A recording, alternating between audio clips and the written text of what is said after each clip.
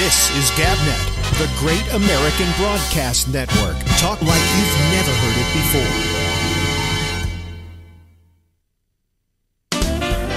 Hi, everybody. This is Alex Bennett asking you the musical question. What are you doing every Tuesday through Friday night at 10 o'clock Eastern Time? Well, that's when we're live with The Ramble. And The Ramble is a program of deep, thoughtful discussion, sometimes just wacky and goofy. It's always fun, it's always exciting, it's always stimulating. It's a lot of people just talking with each other. Yes, we call them a citizen panel. And we have like upwards to 9, 10 people. Sometimes we call it a full house, sometimes we call it a royal flush, and beyond that, just call it sheer madness. Anyway, I'd like you to join me each and every Tuesday through Friday, 10 o'clock Eastern Time until midnight for The Ramble. Right here on GabNet. Now, more than ever, talk like you've never heard it before.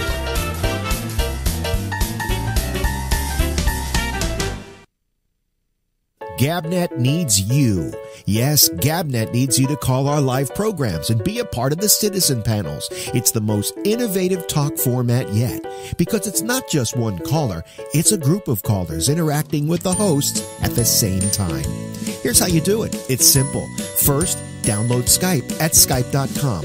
To install it, answer 4 simple questions. First name, last name, email address, and your choice of ID.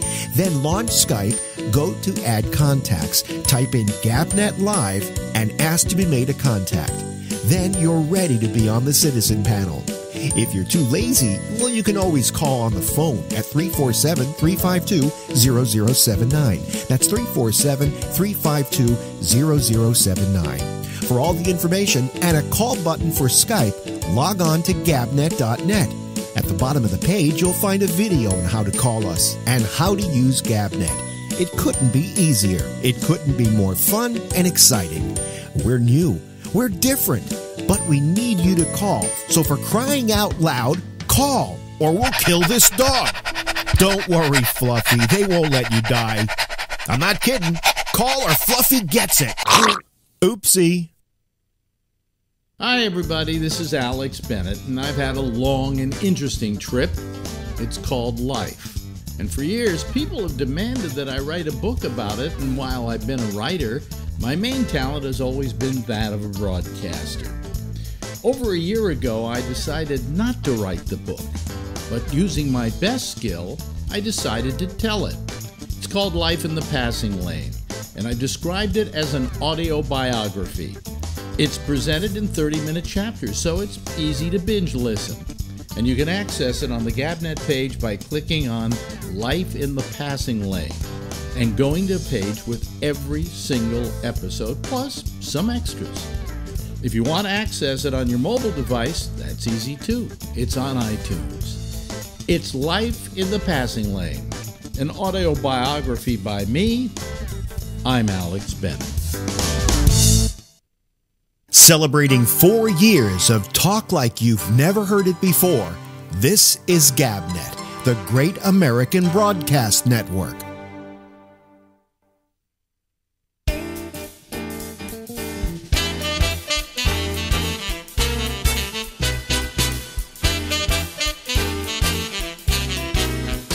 Hey!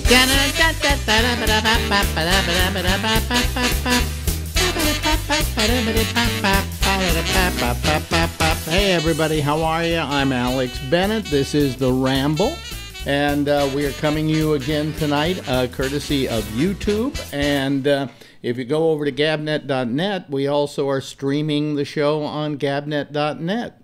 So we hope you will all join us. But for now, we have a whole bunch of things we got to do, and one of which is talk to one of our dear old friends. Yes, you know him. Once again, we go out to the other coast of the United States and talk to that other person on that other coast. Ladies and gentlemen, the lovely, the attractive Larry Bubbles Brown. Hello, Lawrence. Hello, Alex. We're ushering in our fall spring here. Yeah. It's going to be 70 degrees for the next few days. Oh, how nice. What is the temperature now? Let me see what it is here in New York City. I'll tell you right now. It's wonderful 28 degrees. Wow. And it's supposed to snow tomorrow. So Well, I noticed when I first moved out here, I noticed like every year, in the last 10 days of January, the first 10 days of February, we'd always get this stint of warm weather. And then one day I was watching John Wayne's last movie, The Shootist. right. And they mentioned that it's a West Coast phenomenon called the false spring. Apparently, it's not climate change. This has been going on for hundreds of years, and you get like a week of warm weather, then you think spring's here, and then next week it'll be wet and cold. But You know, that may be John Wayne's best movie. yeah, I liked it. Yeah, 1980, I think. It's all he was dying of cancer. I think when he made it, he knew he was dying of cancer. Yeah, And it's all about a cowboy who goes back, I guess he goes home or to someplace, and he goes there to die because he knows he has cancer. And the whole movie is about this old gunman who is and a dangerous gunman too, who's dying of cancer. And I thought that was an amazing picture to make. And of course, yeah, it's a great way to go out. And I think I asked Mort Saul said John Wayne was actually. He said liberals hated him and said he's actually a much better actor than he's given credit for. Okay, we have to divide actors into two types. There are actors. There are people who play roles and then immerse themselves in that role. And then there are movie stars. Personality. Yeah, he was a movie star. People went to his movies to see John Wayne, not to see John Wayne as Winston Churchill, okay? Yeah, don't think he could have pulled that off. No, I don't think he could have pulled that off. But all I'm saying is, you know what I'm saying, is that an actor acts and a movie star reacts. Best way to describe it. And so when you went to a Cary Grant movie, Cary Grant was always some version of Cary Grant. Mm-hmm. And John Wayne was always some version of John Wayne. And in those days, you wanted to be that way because it was your personality you were selling. And that's what put tickets in the, asses in the seats. Today, it's like everybody who ever wins an Academy Award usually did an impression of somebody. Right. And they're more actors. I mean, Meryl Streep is an actress or actor. But Steve McQueen would be a personality. Would be a although movie star. Towards the end of his career, he tried to be an actor. He made a movie of a Chekhov play, the one with the Enemy of the People. Enemy of the People. Yeah. That was Ibsen, I believe. Not Ibsen. Chekhov. I didn't see it, but Mort said it was not very good. It was not very good. I have it here. I was looking at it the other day, as a matter of fact. And Really? I went, the only thing that made him an actor in that picture is he had a big full beard. That was, he looked like David Letterman does now. He wanted in the biggest way to be accepted as a decent actor when there was nothing wrong with being a personality. I mean, Bogart was great, but not as an actor as Bogart. Uh-huh. And when you went to see a Bogart movie, you wanted to see Bogart. You wanted to see some semblance of Bogart. I mean, even in The African Queen, where he played this grizzled old guy dragging a boat behind him, he was still Bogart. You could still see Bogey there, Right. And so McQueen wanted that patina of being an actor, when in fact what he did had its own value. He created a character that everybody wanted to see and that was usable in any number of vehicles. So, it's that's the way movies are. Died at 50. He did die at 50. Mm-hmm. And what did he die of? Do you remember?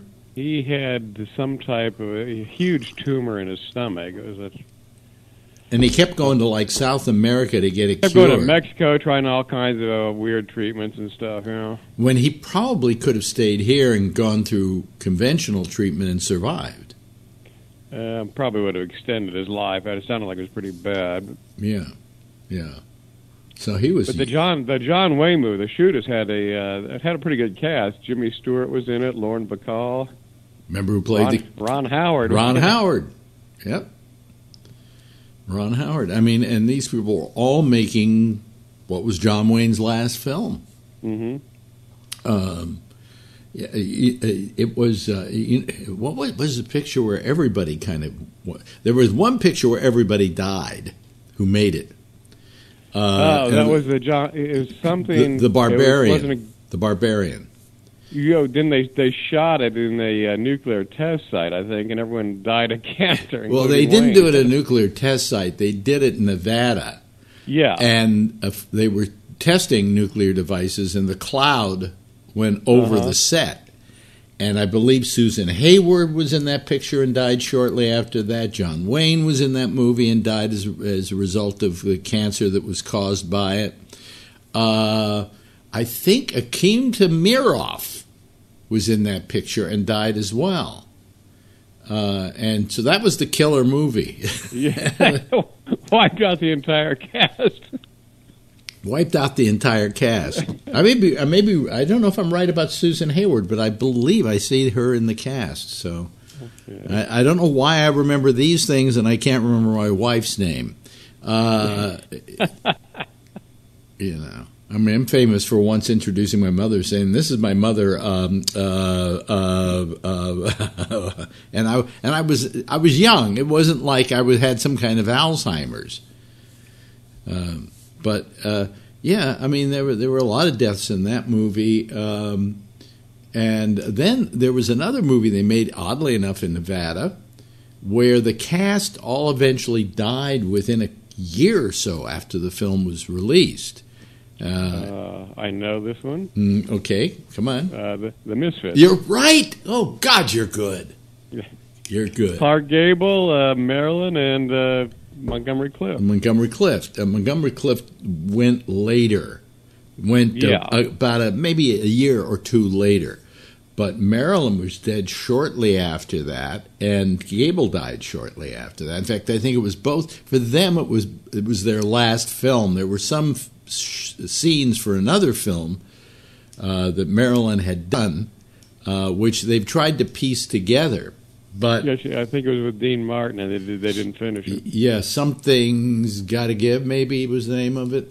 I think you're right. Yeah, and she did a lot of the scenes in it, and they kind of pasted it together at a certain point. But they remade it. They made it. When she died, they got another actress to come in. That was Sherry North, I think, and she did the part. But the film wasn't very successful. Mm-hmm.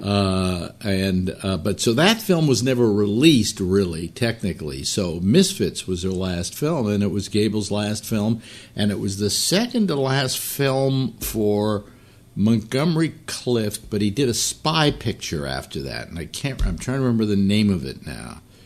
But I think that was his last film. But if he hadn't made that film, Misfits would have been his last film. So again, a whole bunch of people died from that. So all we learn is don't shoot a movie in Nevada. Exactly.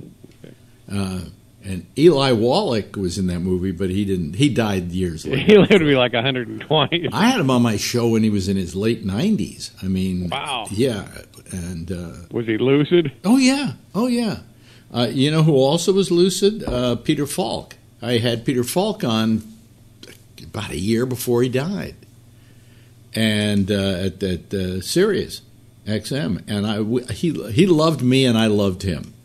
He was great. Well, he loved me because I knew things about him that other people didn't care about, and he did.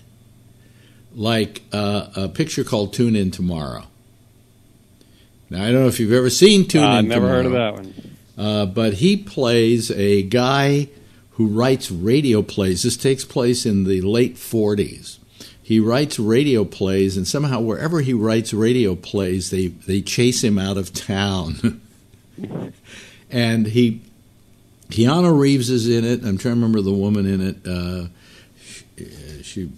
Oh God, I'm trying to remember her name. And it takes place in New Orleans, and so he winds up in New Orleans. And the picture starts off with him being chased out of town, but you don't know for what exactly.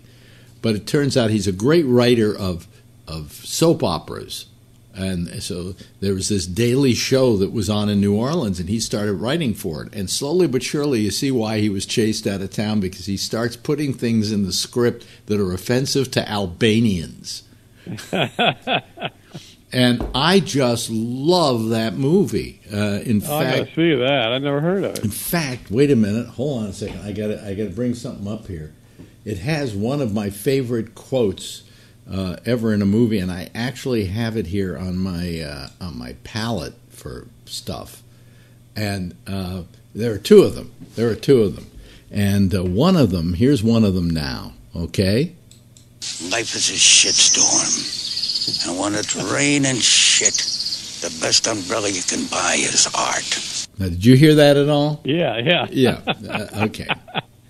I love that. Listen, that's my philosophy of life. Life is a shitstorm. And when it's rain and shit, the best umbrella you can buy is art. Yeah. And then of course, another term which I gave to somebody to use. Moose poop.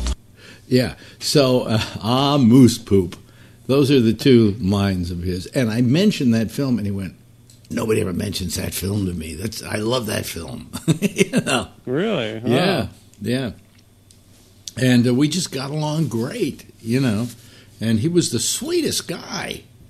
You know, I expected, sometimes you don't know when you bring a guy in like that, what he's really like. I mean, is he an asshole? What is he? And he walked in, and he was it's like you knew him all your life. You know, he made you feel comfortable, and he was a great guy. Just loved him. Loved Columbo. Yeah.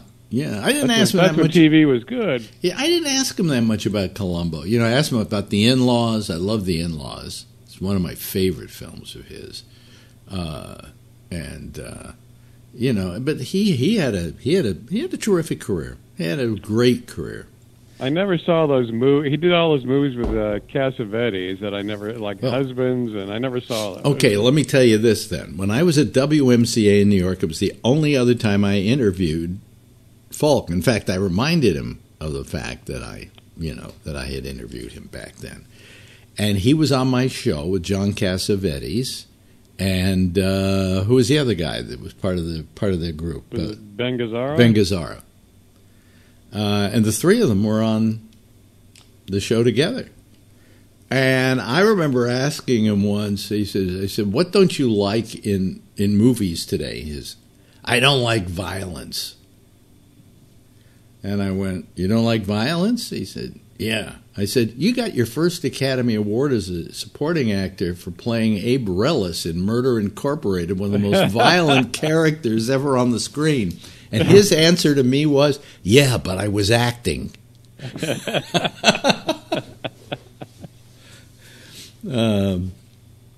Yeah, that was quite a night. To get those three people in the same studio. I mean, I wish in those days when we did interviews, we did them on tape.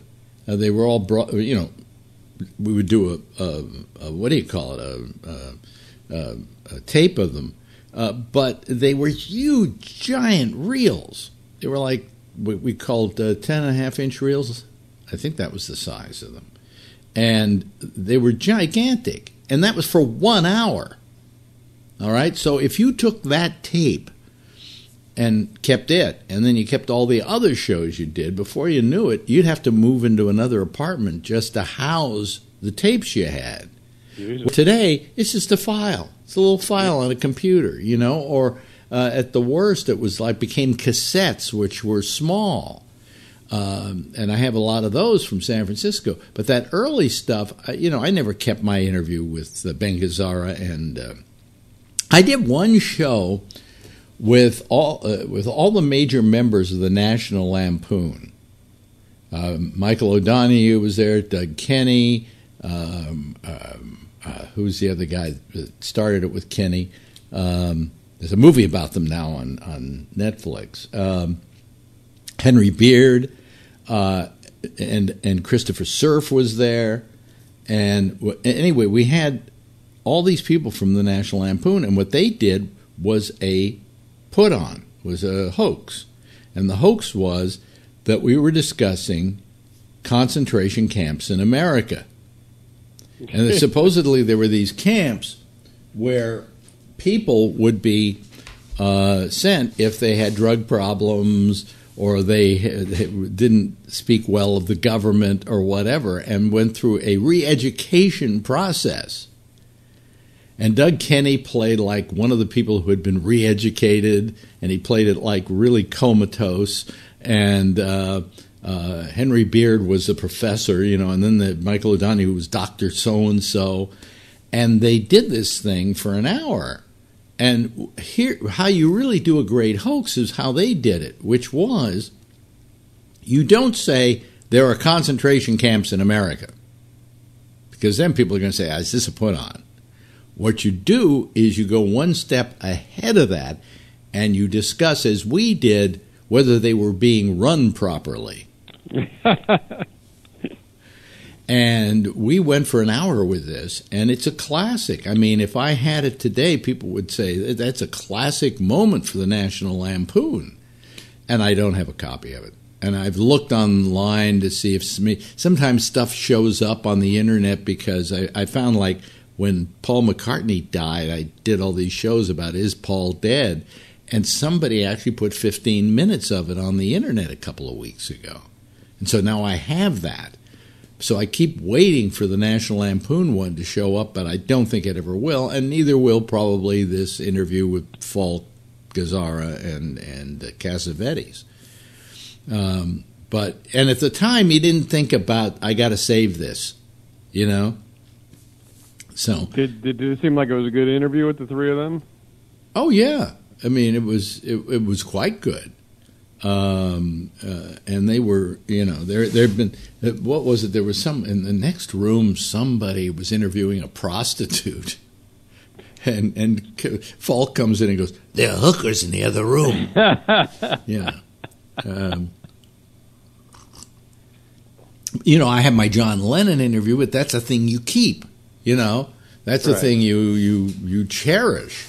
But so a lot of the really good stuff we did. Somewhere I found my interview with all of the Grateful Dead. Somebody put that online.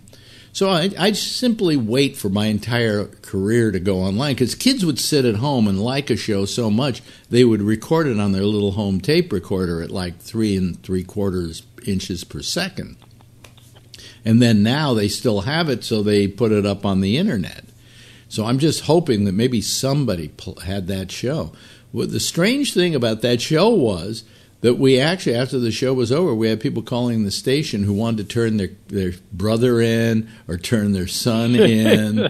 Yeah, it was amazing. It was just amazing. So that was, those were some fun times. But anyway, that was my history with Falk, and he was special. And I remember Wallach. I don't know where my Wallach interview is. It's somewhere, because I kept every single show that I ever did at Sirius XM.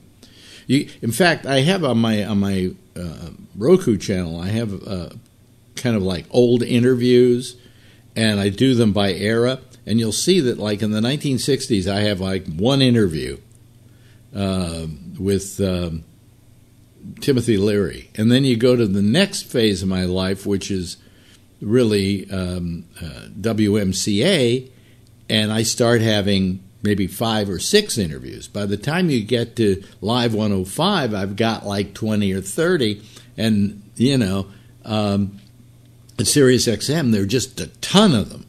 So and the reason was because the media they were stored on got smaller and smaller and easier keep. Yeah. You know, so. And now the problem is my friend Damien is sending me out boxes of my interview tapes, which I've got almost all of them now, the cassettes. God, I'd love to go through those. But there were so many of them, you know, that I had to like pick and choose stuff to dub off when I'd see a name, you know, that was worthy of remembering, like Louis C.K. as an example, or you know, whatever. Of course, I've had to take him off of my files because, of course, he's been sullied, and I can't possibly have an interview by him in my files. You know, I've had to extricate it. That bothers me. You know, what bothers me is the destruction of people's work because they might have, or you know, or the innuendo was made that they might have goosed somebody at some time. Yeah, nothing in court. They're just gone. You know, they just get ruined. With, yeah. And you know, the question is, do you denounce a person's entire body of work because of what they've supposedly done or not done? Well, that's what they did in the McCarthy era. That's what they did with Fatty Arbuckle. You know, yeah. But you don't do that today. You say, okay, look, maybe the charges against Woody Allen are true, although they've been disproved by the police department. But that Dylan Farrow was not telling the truth. You know, oh, well, they don't believe women. That's the problem. Yeah, but now you don't believe guys. So, you know, what's wrong and what's right? It's all wrong. Yeah, it's pretty ugly. But the fact was they checked into it and they couldn't find any basis for her claims that Woody Allen molested her. But yet that has come up again, and so people are starting to not want to work with him. Studios are not wanting to release his pictures, you know. And probably his whole body of work starts to get sullied. And that, I think, is wrong. I think the work should be separated from the person. From the whatever the person did wrong. You know, I hated John Wayne's politics, but I had to admit that after I saw a couple of John Wayne movies that I began to understand why he was great. And so we're getting back where we began here in this whole conversation, and that's John Wayne. He did a movie that I saw called The Comancheros. And there in full view was the John Wayne persona, the character he had created for the screen that all America loved. And I watched him and I said, he's great. He's a great movie star, you know? And, I mean, even down to the fact that he's taking this guy, he's like a bounty hunter, and he gets this guy who is supposedly French. And throughout the whole picture, he keeps referring to him as Monsieur. Hey, Monsieur. You know, why don't you come with me, Monsieur? What do you think you're doing, Monsieur? And I'm just going, brilliant, because he could have said Monsieur, but he didn't. He Monsieur. You know, because he knew his character. Yeah. He knew the character people loved. And he violated that character when he did True Grit because he played really a bad guy who's kind of a good guy. But even in that, he was still John Wayne with a patch over his eye. There was still something. That persona was still there. And even to the end, when you get to the shootist, you see that persona in full force. So it's, you know. Hey, we came full circle. And what do you know? John Wayne to John Wayne. We came to another end of one of our discussions here. Which always turns out to be about me. Anyway. Well, I love to hear you talk about movies, man. Ladies and gentlemen, he's lovely. He's wonderful. He's one of my favorite people in the whole goddamn world. Larry Bubbles Brown. You're the only one that still likes me, Alex. Thanks. Celebrating 4 years of talk like you've never heard it before, this is GabNet, the Great American Broadcast Network. Ah, yes. Okay. Let me see here. Does that thing work? Okay, it does work. Okay. I pushed a button and it didn't do what it was supposed to do. And then I probably blasted you out with that audio on the break and so on, but so what? Thank you, Larry. Love talking with Larry because he gets me talking. And I tell a lot of stories when he's on, so I love having him. He's almost like a co-host. And the reason we don't have any video on him is, and let me turn on my light. There you go. You happy with that, girlfriend? See, she bought me that light, so I have to turn it on every night. Larry is just a wonderful, wonderful person, a wonderful talent. And I love having him on because he makes me talk. And he makes me talk about stuff. And that's good. And I appreciate it, and I thank him for it. Now, look, we got a couple things going here. Before we go all the way, let me see here. Why is that not changed? Why are we? Let me just reload this page here. Then load the page. There we go. Okay. For some reason, something here wasn't syncing up with everything else. Anyway, I have too many things to look at. If I actually took this camera down, you would see all these things I got here, and I got a picture over here to reference, and I got a picture over here to reference. Now, what we did something special and new. I did this last night, and I went, I don't know why I haven't gone to YouTube before this. I guess Facebook Live went live, and I said, okay, that's the way to go, boy. And then we did it, and we got lots of people watching in the beginning. And then, of course, it lightened up a lot as time went on because everybody's used to Facebook Live. But the transmission of this YouTube picture I found from last night when I was watching it is phenomenal. The picture is just great. And on top of that, it's almost like we had glasses that were dirty and we cleaned them now, and everything's clearer and brighter and whatever. And the sound is terrific.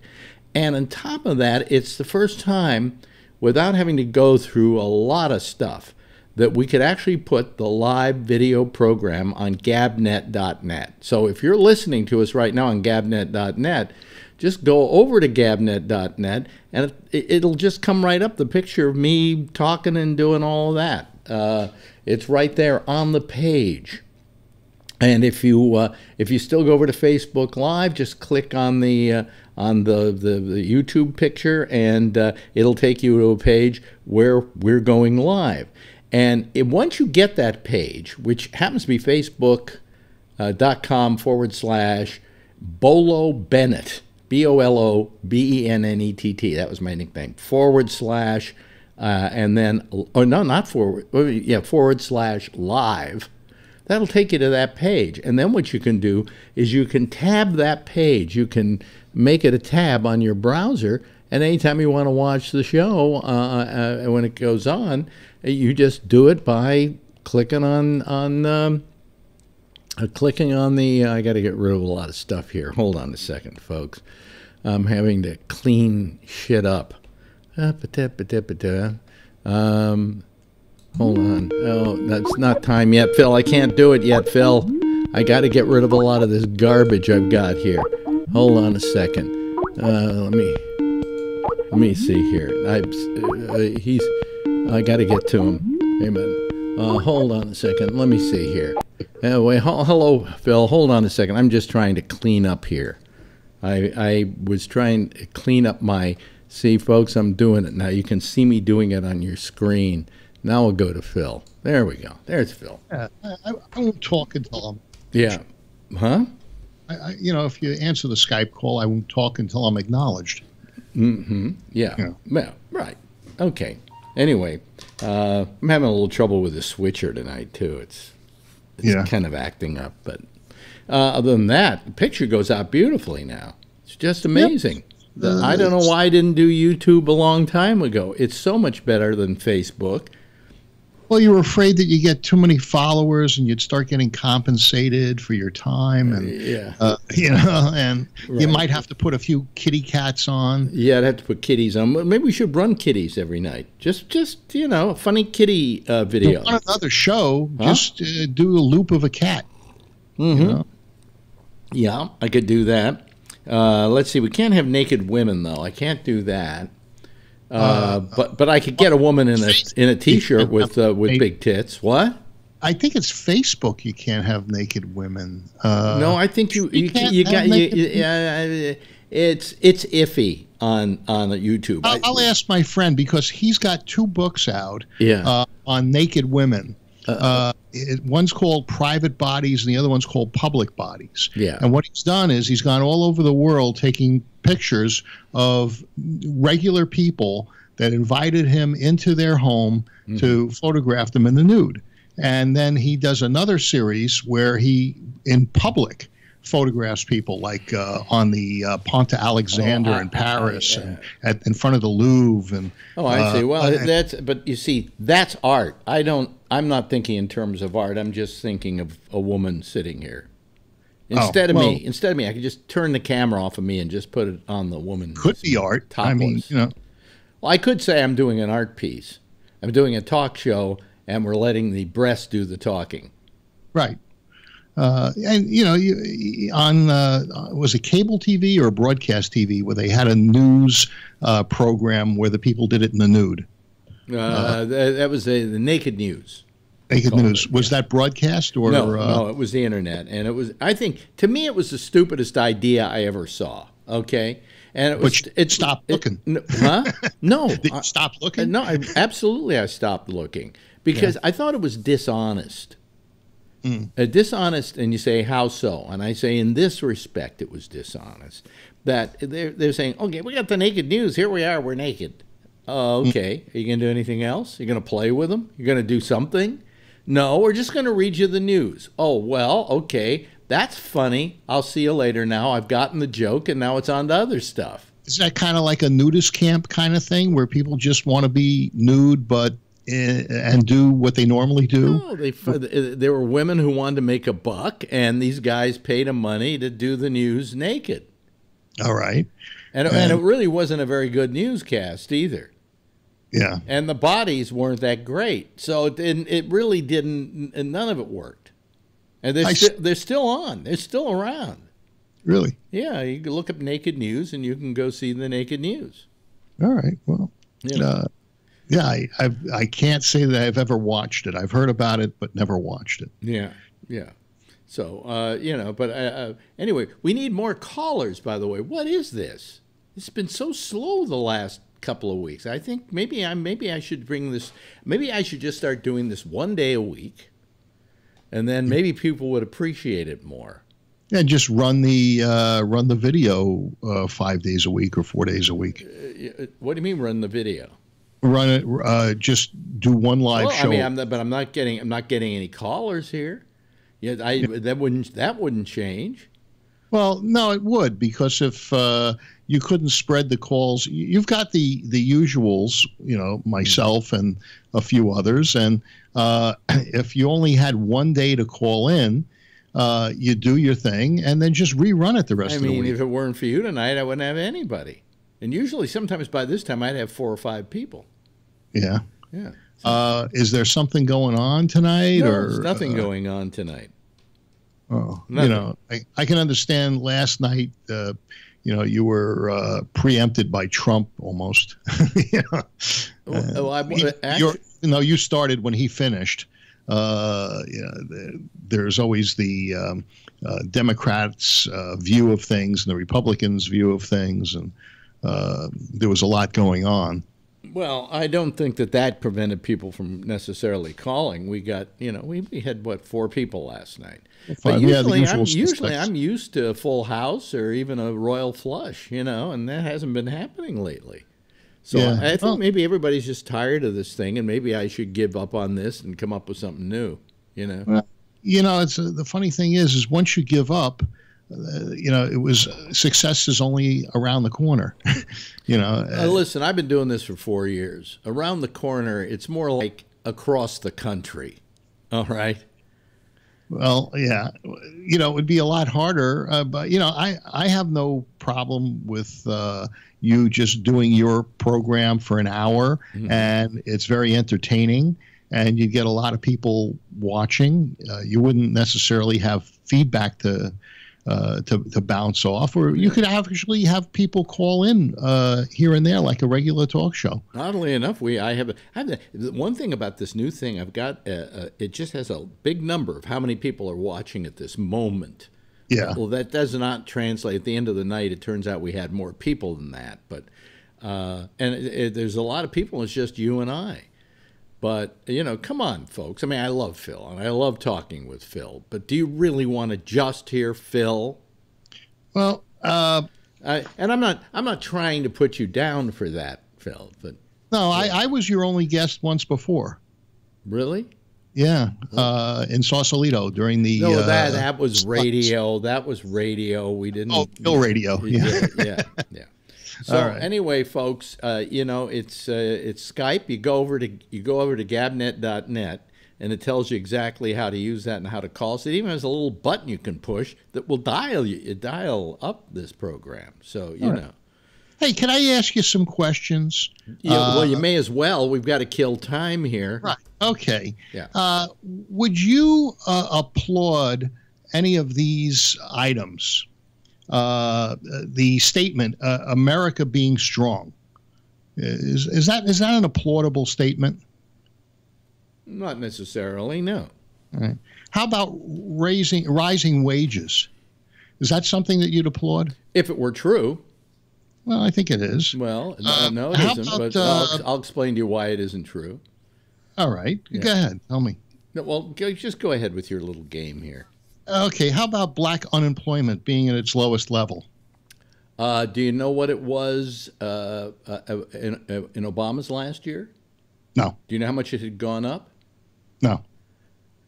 It had gone up, what was it? 50%. It had gone down 50%. It had gone from a high of something like 17 something down to 12. I don't know what it was exactly, the number, but it was much more of a drop. And there's only been about 1% drop during this year, and part of that was the what can we call it? The increased rising wages and increased economy. No, it was just it was because of Obama, really, because it was just the aftermath. It was just the flow. I'm just asking you not to award. So I wouldn't applaud it because it's not true. Black unemployment did not improve as much this year as it has in the past couple of years. That was the issue. Is it at its lowest point? Well, that's like the last 20 years. No, but that's like saying, hey, we had a flood last year and we were up at 12 feet and now we're down to 1 foot. See how much we've lowered. No, because I can't see a low. If over a period, over like the last couple of years, maybe there was a 3% drop in one given year, and now there's a 1% drop. I don't see that as being phenomenal. I didn't say it was phenomenal. It just is a fact that it's at its lowest rate. I'm not going to applaud that because it's fake statistics. Could have gone up. It's fake statistics. Right. How about tax cuts? Tax cuts for who? The 85%? No, the 85% that are going to get it who are wealthy already? You know, what they said was that the tax cuts are actually for a family of four making $75,000 a year. It's going to put $4,000 more in their pockets, and that's 50%. That is one little slice that they give, but they don't mention that 95% of the tax cut will benefit something like the richest 10% in this country. The ones that are paying all the taxes. No, they're not paying all the taxes. They're paying less than a proportional share of taxes because they have all these lawyers who figure out how they can get away with paying less. Where little Joey Schmo lives in my apartment house, doesn't have the benefit of that kind of thing. So things like the repeal mandate and in God we trust, I know where you're going to answer on that. How about jobs coming back to the United States? Is that something you would applaud? If they were coming back to the United States. No. Well, How about approving more life-saving drugs? Now that I was for, but now what are we going to have to pay for that? Well, if we approve them, let's say. The question is, do you? What's the word I'm looking for? Do you approve them? Do you approve them, but you don't vet them? In other words, what are we going to do? We're going to just let them gut the market with drugs, some of which may kill you, some of which may not. We want to know that these drugs at least have a certain amount of safety, and they should go through a certain amount of vetting. What he's trying to do is get rid of that vetting. Well, I think he wants to streamline the vetting. But the thing is, you remember during the AIDS crisis, there were drugs, but people couldn't get them. He wants to make a fortune for the drug companies by doing that. I don't know, because, by doing that. If the by the way, folks, if I don't start getting some callers before the hour, oh well, here comes Renee. Okay, I spoke too early. Wait a minute, hold on a second. All right. Yeah, there's Renee, and I hear she's got like Spectrum out there now, so she should even have a better picture. You there, Renee? Here she comes. Yeah, I think I'm here. Look at her. There we go. Look at that picture. It's glorious, and it's the first time we've seen you this year. Yeah, and I almost called you on the iPad, but the sunset is really cooperating. Oh, okay. We've got a storm. So and the white balance on your camera, if you could make it a little less red. Well, yours is too orange. Mine's too orange? Yeah. No. Yeah.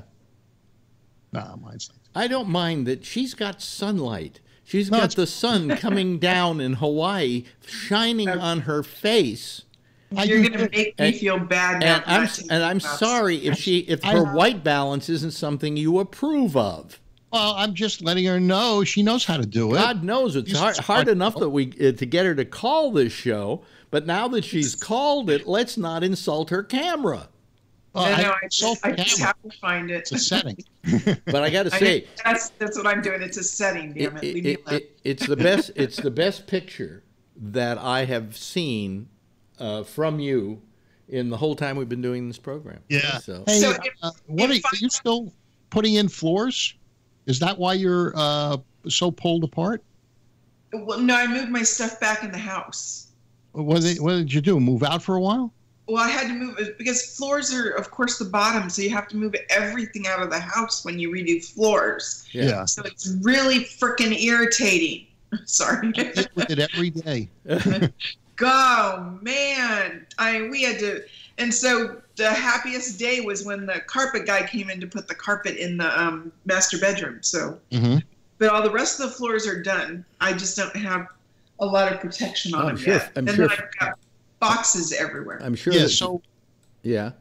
When you get floors in Hawaii, are in your county, are you able to find people to do them, or did you have to shop outside of your county at one of the other islands to get them to do it? So I found the kind of tile I wanted, and they had to ship that in, but it was not hard to find floor people here.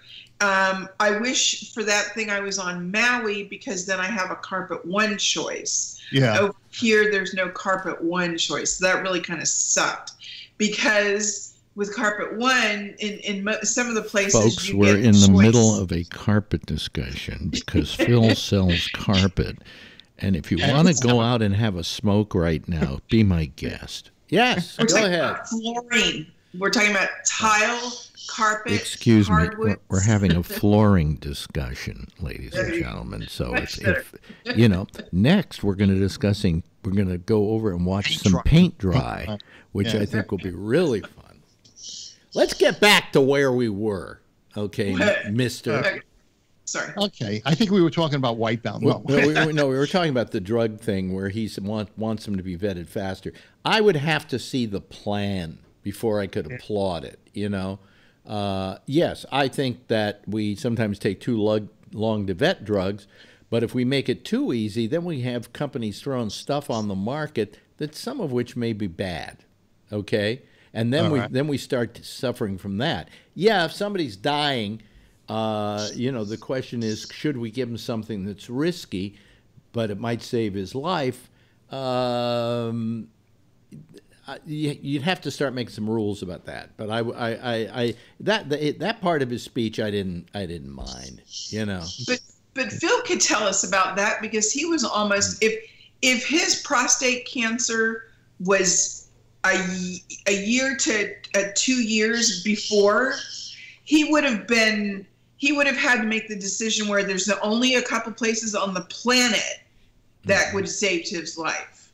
He's lucky that Eastern European countries have already been using it and has already had it out there as for trial and had already gone through all of this testing. But because he was a couple years later. I actually decided not to do that procedure, the one that David did in Czechoslovakia. I heard that. Yeah, and I'm just going to get it torn out. but see, it's still. But he was on the cusp, so he had a choice. Well, he did. Before, you wouldn't have had the choice. And this isn't new to Trump, so this is really funny that its head's come up again, because we've had this problem multiple times through recent history where the FDA wasn't fast tracking drugs. And then that's where that all came up in the whole conversation, as they named the program the fast track of drugs. So we've been working fast tracking drugs for probably 10 or 15 years now. So this is another push for that. But in Europe, drugs come to the market much faster than they come to the market in the United States. Is it that they're not vetting them in Europe, or are we just overly regulated in the States? Maybe both.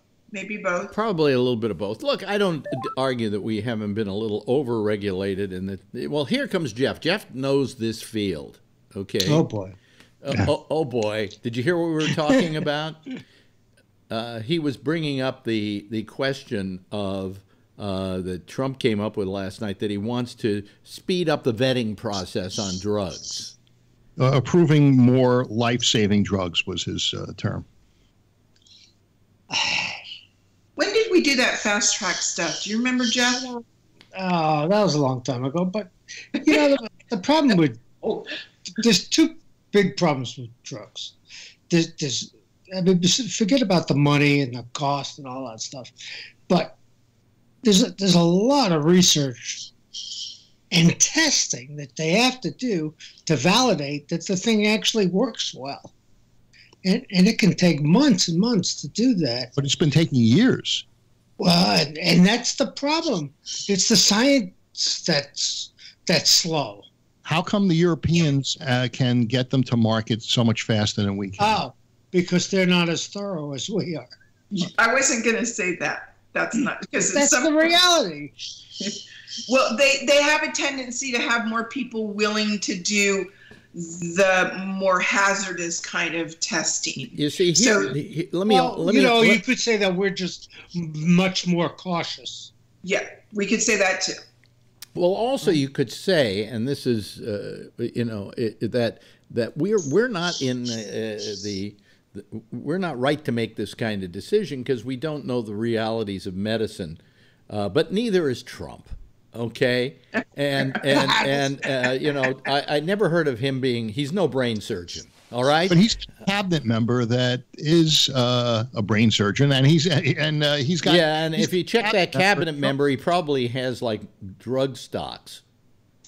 We just found out that the head of the what was it, CDC? Yeah, didn't she have to resign? Yeah, because she had tobacco stocks. And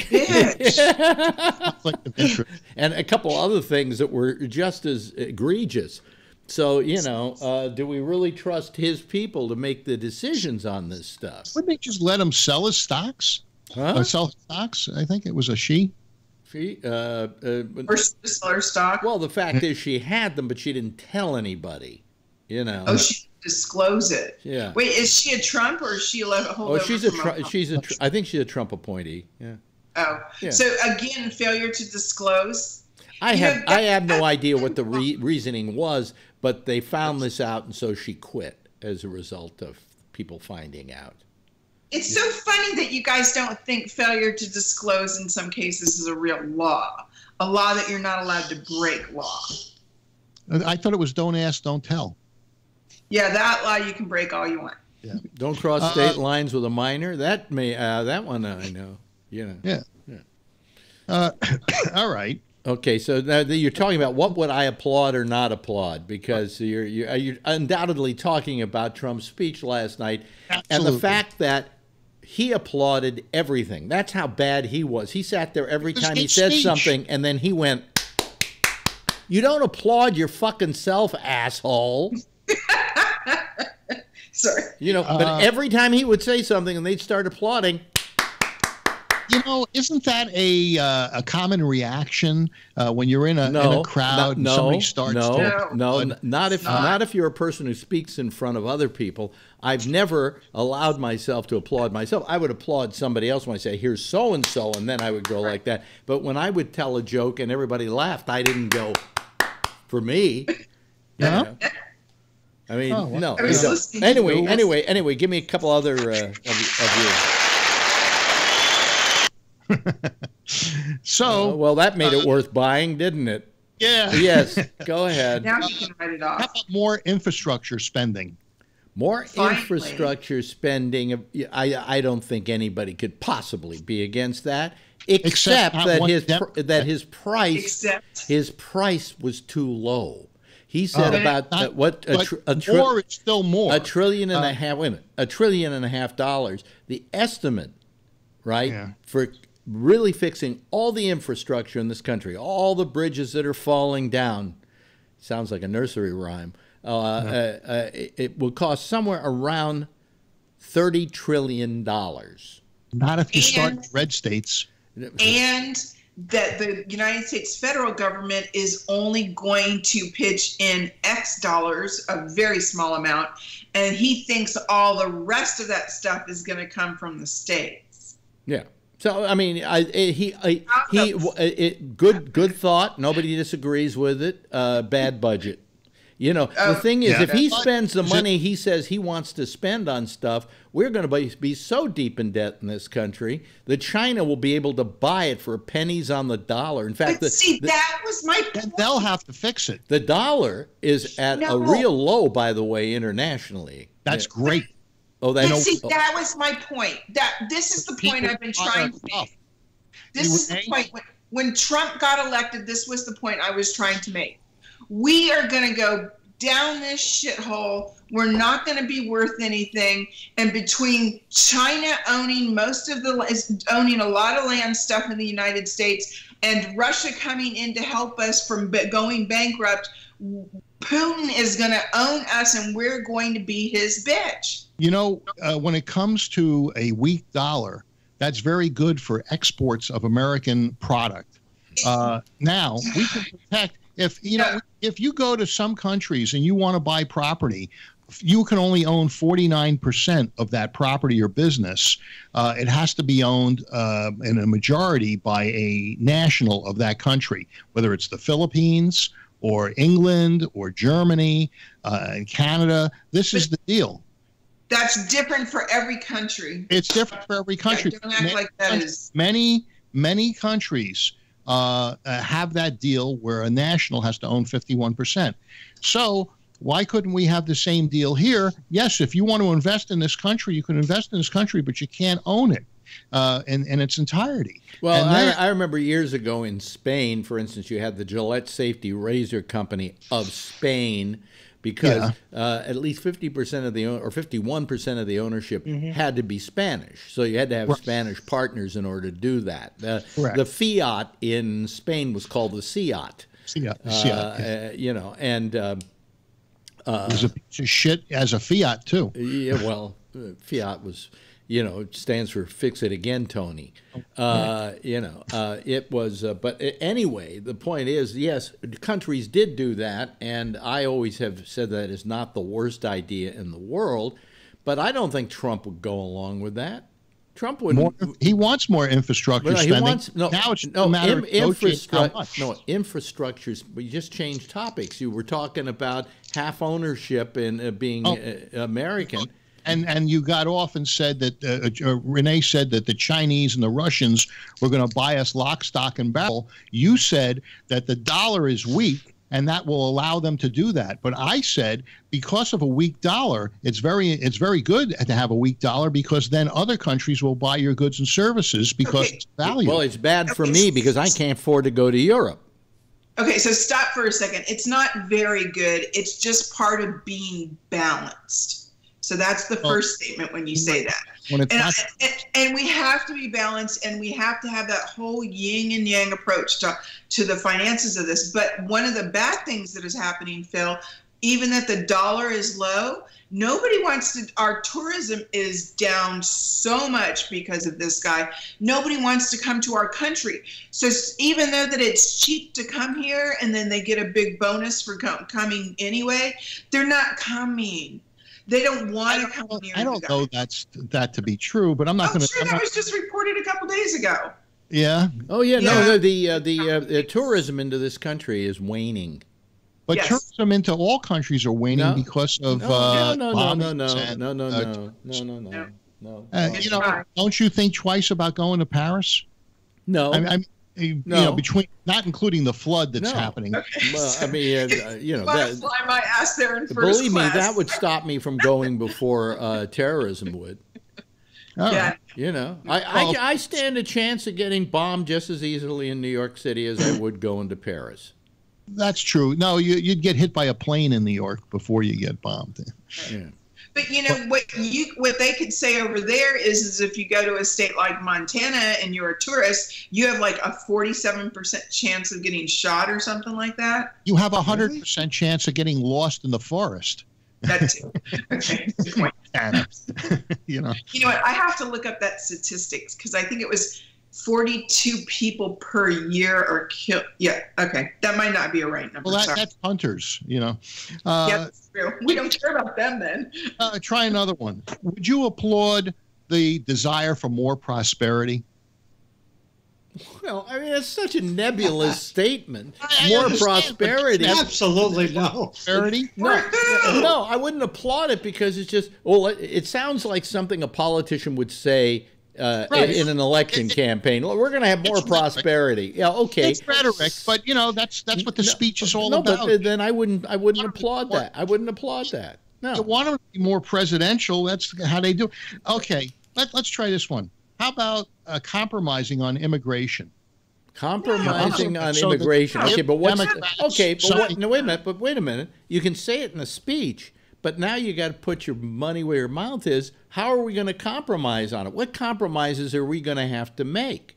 Well, he wants an end to catch and release, an end to the visa lottery, and merit-based immigration. So and the end to sanctuary cities. Well, he doesn't want sanctuary. Yeah, end of sanctuary cities. But you know, he's going to stop cities from doing what they want to do. Is that what you're saying? Wait, I've got it. States' rights. States' rights. Phil's always saying states' rights. Sanctuary cities are under states. They have all the rights they want as long as I agree with them. But, you know,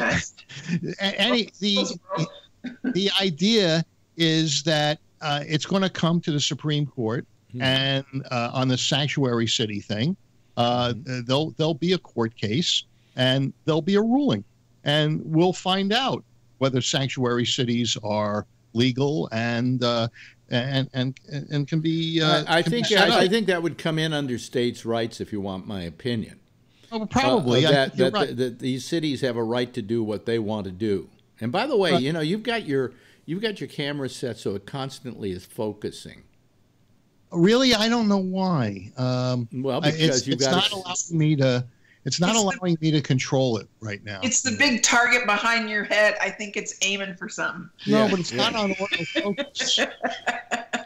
By the way, while you're trying to find that, let me just tell people here that this is the Ramble, and we would like more callers. It's been very quiet the last about week and a half. So come on, where's everybody else? You know, certainly it's not that you can't use an excuse that you can't find the video, because all you have to do is go to gabnet.net and it's up there live right now. So you know. And I will help you. So goodbye. What do you mean?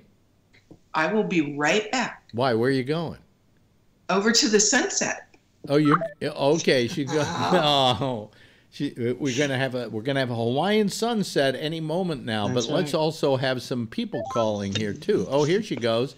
She's already. I think she's at the other.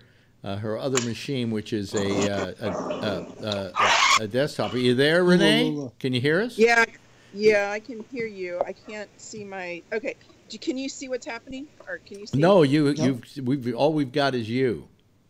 Okay, that's not. Oh, all you have is me. Yeah, it was the elephant. Excuse me, not you. I don't want to. Oh, okay. So I keep hitting the video thing, and it's not coming up the other side. But this is the Skype issue, and I just checked. It's an up-to-date Skype.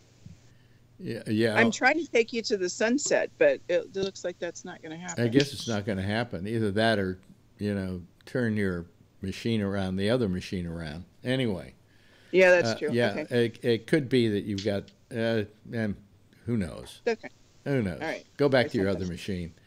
Anyway, I would like more people to call. If this keeps going on like this, I'm just going to do the show once a week. Why should I work my ass off and then people don't call? All right. So I can't do anything with the webcam settings right now. Yeah. Well, just take it off of autofocus whenever you can. Yeah. Yeah. Okay. Okay. I think I did, but it's not. Yeah, you're fine. No, it's fine now. It doesn't seem to have a problem now. Well, I took it off autofocus. Yeah, I always have to take mine off autofocus because if I don't take this off of autofocus, it starts pumping back and forth. Trying to constantly focus. The zoom won't adjust. Nothing will adjust. So something going on. Yeah. Anyway, where were we? So what he wanted to do was compromise on immigration, end catch and release, end the visa lottery, and merit-based immigration. So he wants those things. Well, he was wrong on one thing, by the way. What's that? This is absolutely true that he got this all wrong. Oh, the chain, because it was just it's not uncles and aunts and things like that. That's I read that that was false. Well, I read a whole list of things that were false in his speech last night, but we won't talk about that. There was several things that were true. I read that same thing, and he wants to give aid to allies and not enemies. What's so wrong with stopping to try to buy friends? Why should we give aid to people? Who's an ally? Who's an ally? Tell me who he would consider an ally. Well, obviously Israel. Well, I don't know that they're an ally. After all, they have spied on the United States. Yeah, well, everybody has got their... just don't try to excuse it, Phil. They have spied on the United States. Would you say that England is our ally? Would you say that France is our ally? England, France, Germany. How about Russia? They could be, but I don't think they want it. They just want us to lift the sanctions. In what fucking universe, my friend? Well, the Chinese were our enemies and weren't our allies before a ping pong game put on by Kissinger. The Japanese were bombing Make no Hawaii. mistake about it. The Chinese are not our allies. Well, no, they're at war with us economically, which is the best way to fight us. They're competitors. No. Let me tell this to you. People said, "Oh, the Chinese want to take over the United States," and the Chinese long ago realized they couldn't do it through military strength. Okay, no. but economic strength, they could take us to the woodshed, and they have. Well, and Trump is doing things to make it to stop sending our economy over there, so that they could just raid us and raid our intelligence, raid our. You know what he wants to do? What happened to Renee? Now she didn't call back. Maybe she. Boy, this is really grim tonight, folks. Renee, put a quarter in that machine. It's not that I mind Jeff or Phil, but I like the discourse between a whole bunch of people, and we don't seem to be getting that tonight. And this is getting very very depressing, especially since we're doing very well on the video, by the way. Doing very well on the video. So, but anyway, where was I? Or where were you? We were talking about giving aid to allies and not enemies. You asked me who was an ally that we should give aid to. Who do you think we should give aid to? Well, who do we give money? I think Iran. I think they could use some aid. They just got 175 billion. Oh, yeah. Well, no, that was theirs. No, it was the Shah's. No, it was theirs. Yeah. It was theirs. It was money being held. No, it was money being held in American banks that they were not allowed to touch. And well, so they simply got their money back, and I don't think they got interest on it. Yeah, I don't think it was 175 billion at first. And how much of it was in cash? I have no idea. But all I know is that when you talk about it, we didn't give them that money. That was their money. And we didn't have a right to. Why don't you just say, "Well, I guess that's so, Alex"? And what about why do you have to somehow make an excuse? And if you can't make an excuse, you say, "But if that's true, that's true." That's what you do. Hey, look. That embassy that they took over and held our embassy officials for a year. God, you're like a wife who remembers the time I cheated on her back 40 years ago. That cost you $175 billion, Mr. Ayatollah. That's where the money should have went. It should have went to the people that were held in captivity. Yeah. Renee, why aren't you calling back at least? Bring some sensibility to this. Maybe I should call her and see why she isn't calling us back. Let me see here. Let me call her. I'm running out of topics. I know. Yeah. I'm running out of topics, and I'm running out of patience. Let me see here. Let me call her on Skype and see if we can get her. I don't know what happened to her. No, she doesn't seem to be answering now. She's trying to get her laptop to work outside. That could be. Actually. Yeah. Hey, so were there any of these topics that you wanted to talk about? Well, all I know is that the speech he gave last night was fully packed with lies, distortions, untruths, things like that, and dirty laundry. And dirty, yeah. I mean, it was bad, some of the things he said. I mean, like the thing about Apple with the $350 billion that they're going to spend in America. They've never said that. If they bring $350 billion back to the United States from Europe or other countries, isn't the potential for spending it here much greater than the potential for spending it there? No, they could take it and spend it there. Nobody's just stopping them from spending them, and they're just going to keep. Why would they repatriate that money? No, let's say they want to buy a company in Europe. Let's say they want to invest in something in Europe. They have the money. It's the cash, whether it's here or whether it's there. Right. But they don't want to leave it there. They want to bring it here. They're bringing it back because they've had to put it in other banks, and Apple especially. Apple just loves to hoard money. They are so famous for that, for not spending the cash on hand. Am I right about that, Jeff? You've heard that. I think I've heard that before. Yeah. So they're doing all sorts of stuff to save money. They took the what do you call it out of the Apple 10, the thing you plug your earphones into. Then they making you buy their earphones, right?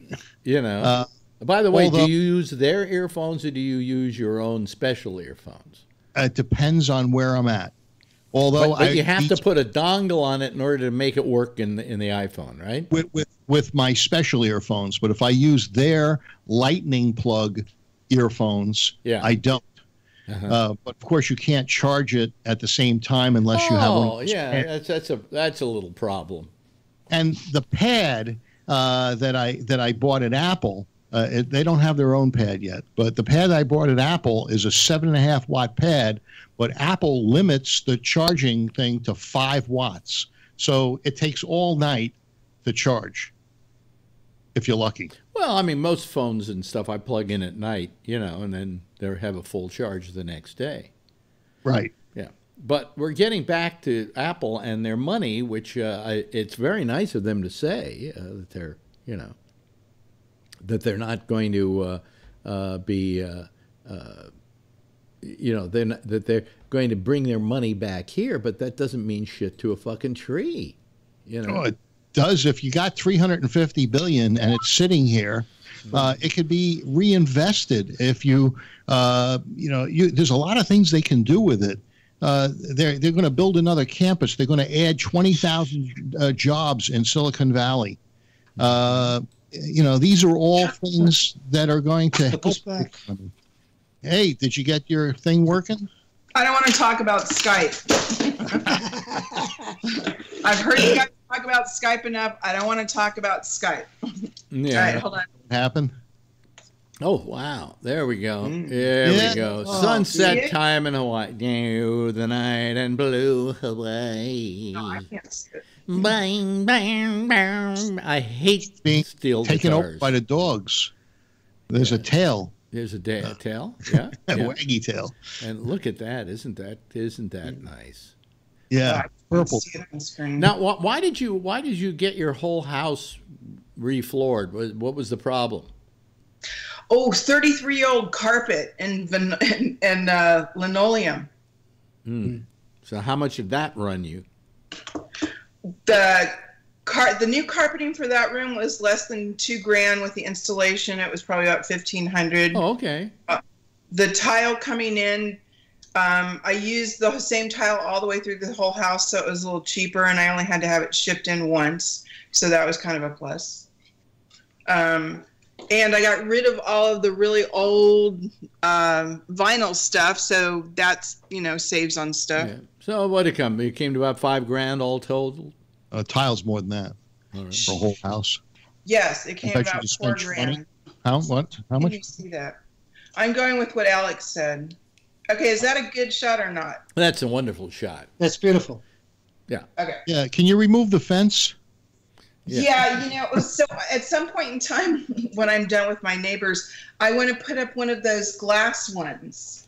So, they only have about a 2, so they take a 2x4, they route out the bottom, so you're really only looking at like 1.5 inches instead of this big rod. Yeah. So, and that's at the end of your deck, right? Yes. Mm-hmm. Oh, that's nice. Yeah.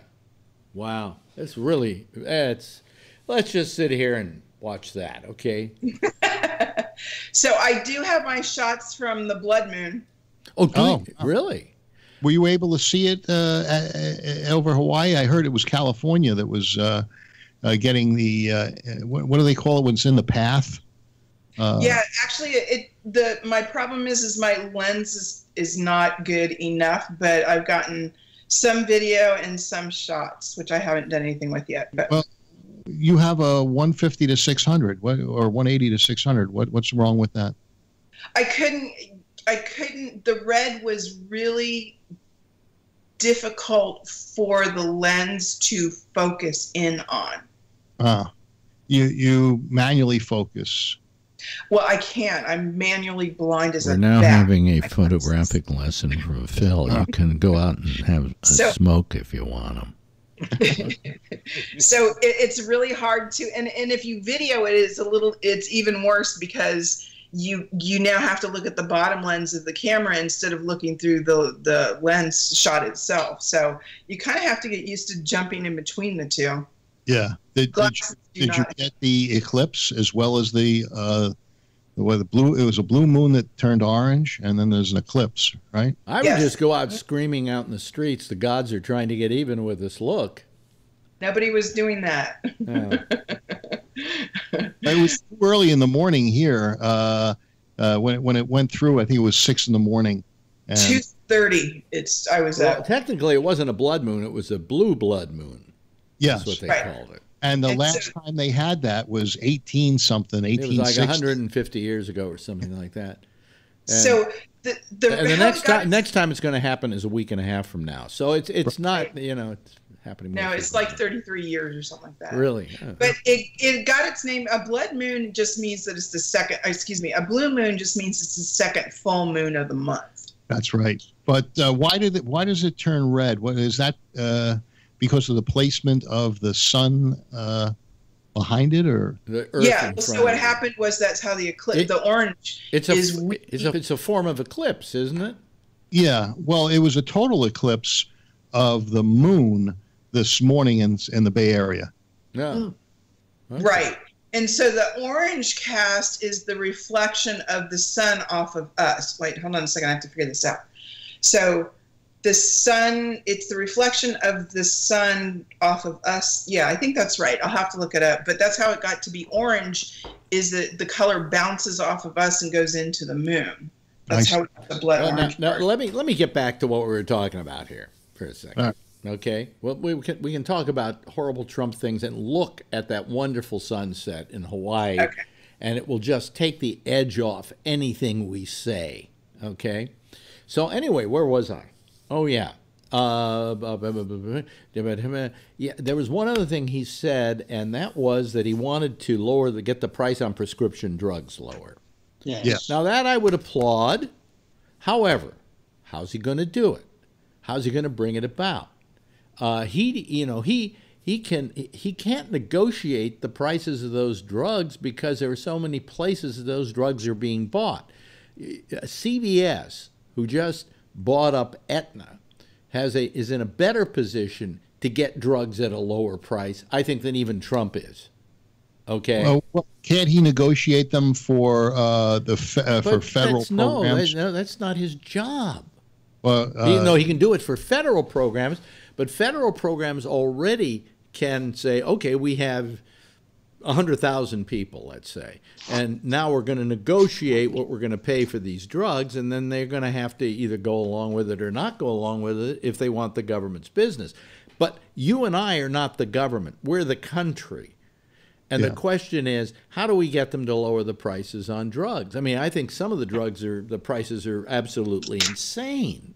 I mean, you watch the ads. Well, you watch the ads on television, and I do this a lot because when you're watching the national news at 6:30 or whenever it's on in your neck of the woods, most of the ads are for drugs.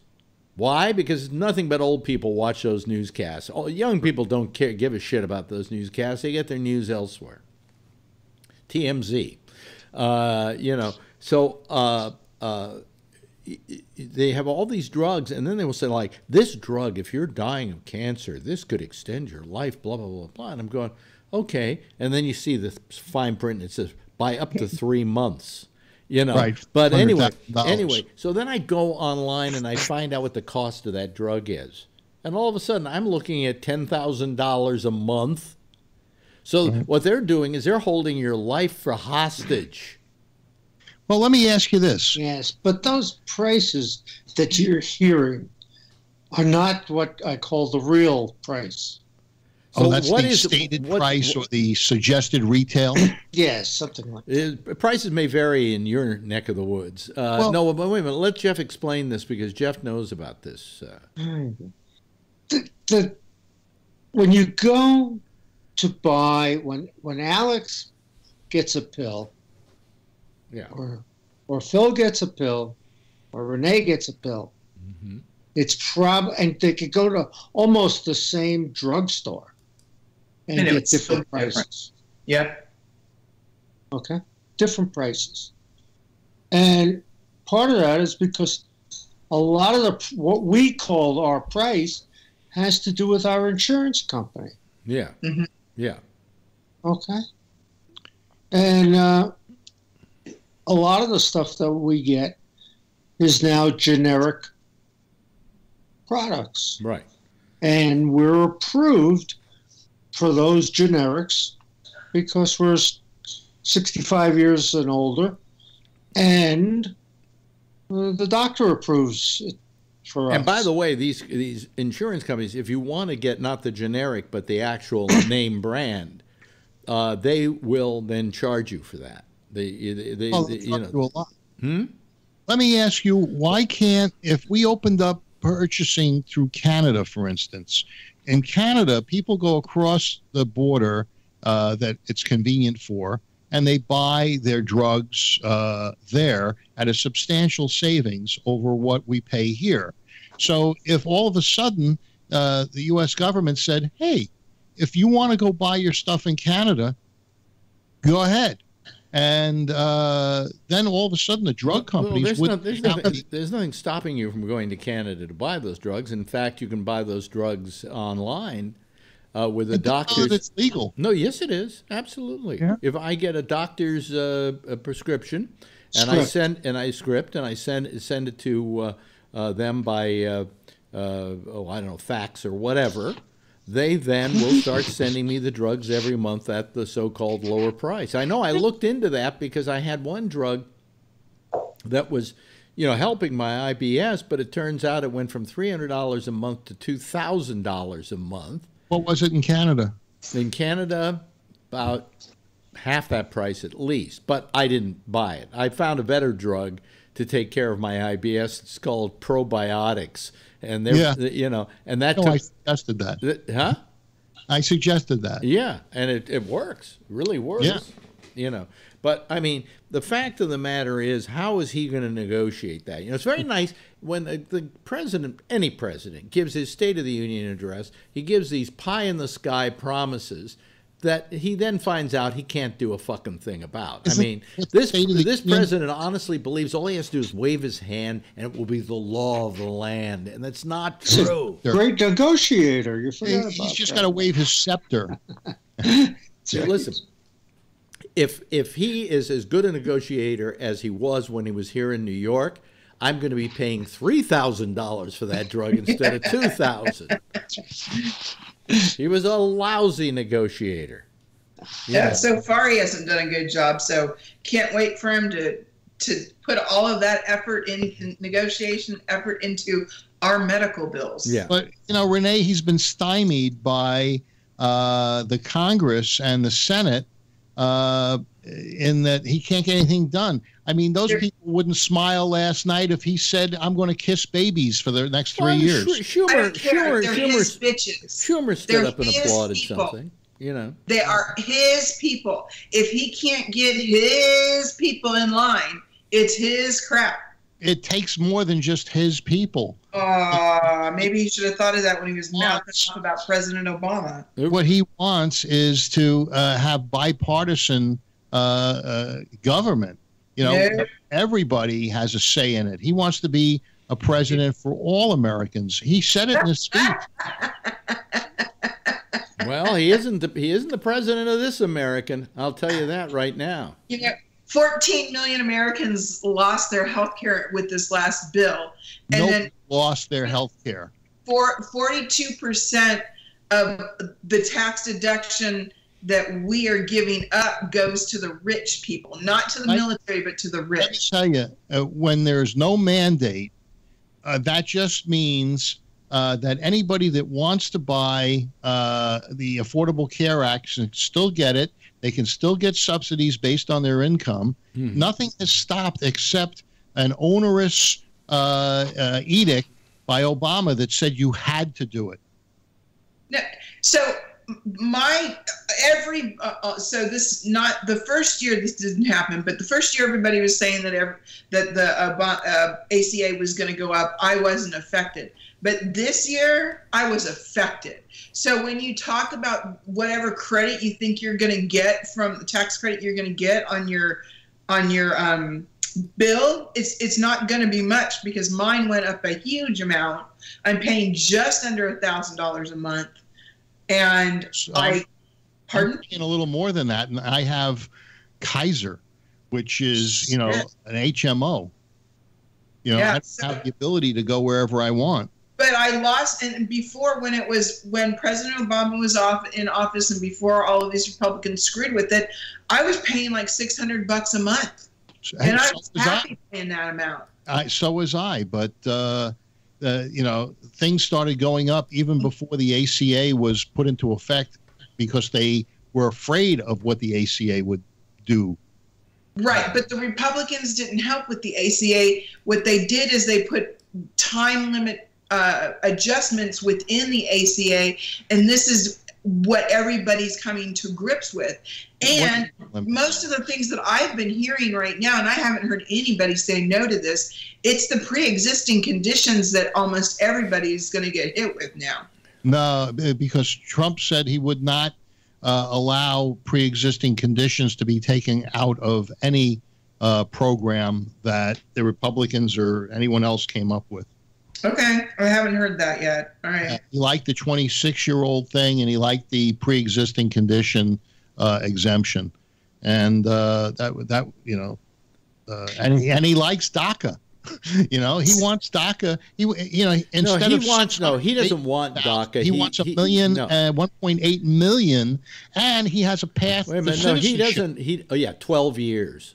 Wait, 12 fucking years. If he doesn't pass DACA, never.